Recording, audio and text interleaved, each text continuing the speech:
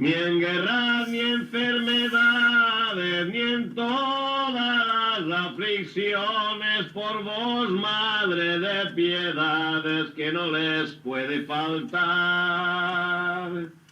Ni en guerras, ni enfermedades, ni en todas las aflicciones, por vos, Madre de piedades.